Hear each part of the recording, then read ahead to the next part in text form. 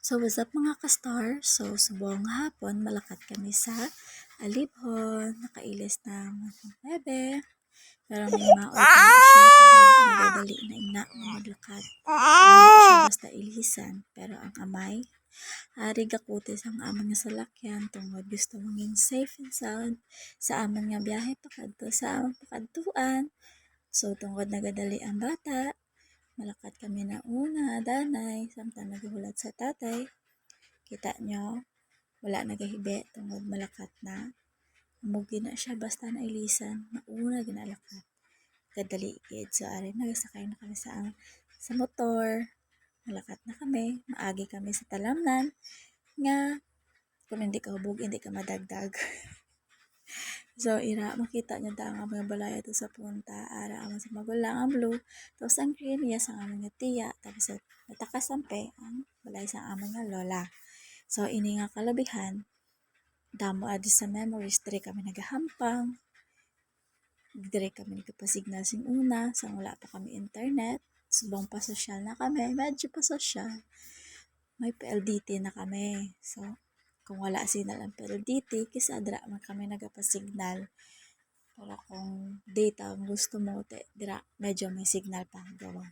So, ara na karsada sa main road guide pa barangay, no? Main road sang barangay ara nga way pakadto ina sa Milian, ang ini nga way pakadto sa Tanglad, pero ang lapos niya is Alibhon Gapon.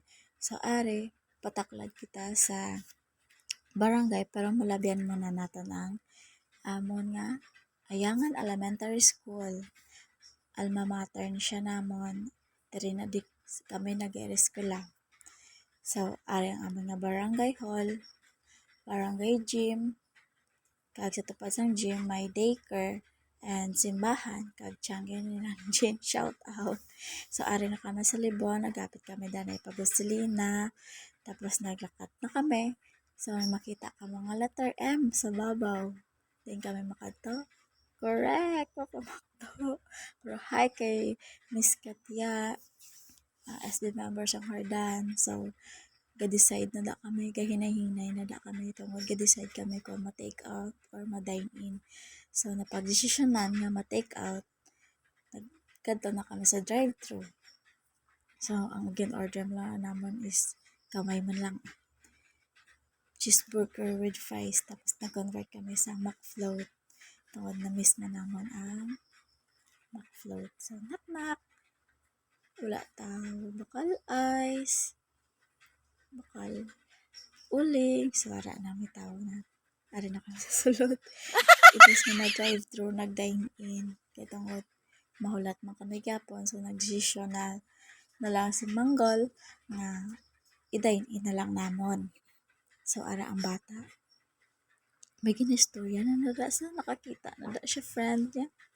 Tapos, ari aming order. Ready na sila magkaon ba? So, na, nag-umpisa na kami kay gutom gid mga first. So, ninyo dine. Just ko. Di gid magwanta ang gutom.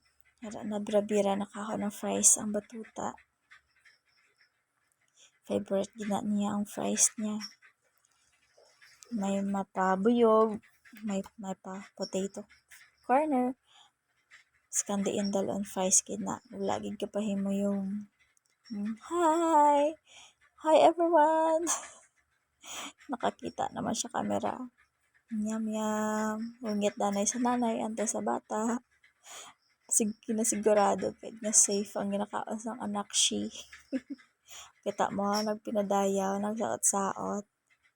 Ngitan burger, hindi gid kay gusto yung fries gid. Hay lang gali kay Manong sa likod Shout out si mo sir, kansin ka man. Kita mo ang bata. Nagano-ano na siya. Gilingalingaw na lang iniya kagalingon. Ara na. Naumpisa na siya sa palak-palak. Hindi na gid na iya mapunggan. Busy-busy ang person. Gutom yarn. Kita naman ang camera. Hungit-hungit. Wala gid pang hindi basta fries. Basta fries. Ang pag-istoryahan kay Pau Pau, hindi gid na mang hindi. hindi anang burger, hindi lang ang fries. Tungod, favorite niya na iya ang fries ya. Tapos kandiin na siya makadto. May fries gina per me.